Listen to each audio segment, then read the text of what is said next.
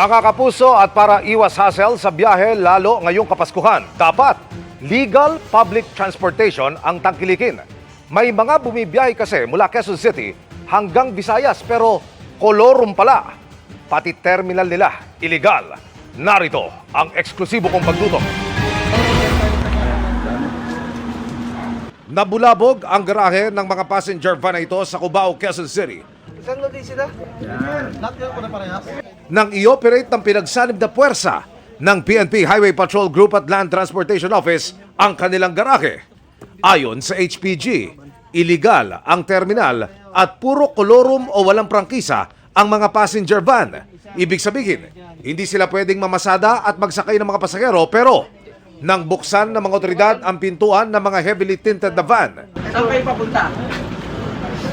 Matlog sama. puno na ng pasahero ang ilan. Naibigay po na tip ng isang mga transport group na kung saan may mga grupo po ng gumagamit po ng mga anti-colorum na sasakyan. May mga illegal documents po silang dala-dala rin at hindi po ito talaga din rehistrado.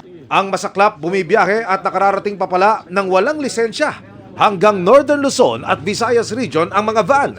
Tinatangkilik dahil mura raw. Kung ang normal na ruta ay nakakapagbayad po yung ating po mga kababayan sa normal na transaksyon ay umaabot po ng 650 to 1,000 pesos. Sila naman po ay kumukuha ng hindi po baba sa mga 400 to 600 pesos. Dito pa may kinuha pa kami mga ban.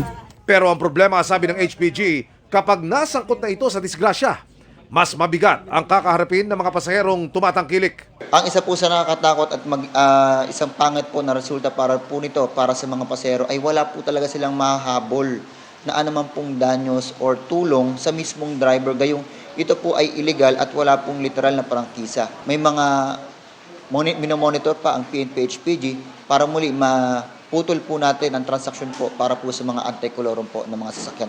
6 na driver ang isinama sa LTO, 6 na van ang inimpound. 200,000 pesos ang multa ng bawat driver na hindi pa nagbibigay ng kanilang panig. Paalala ng HPG.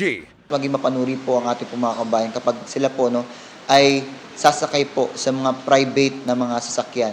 Mas marapat lamang po na sila din po ay tumangkilik talaga ng mga lehitimo at may mga prangkis ka po mga sasakyan. Para sa GMA Integrated News, Emil Sumangil, nakatutok 24 oras.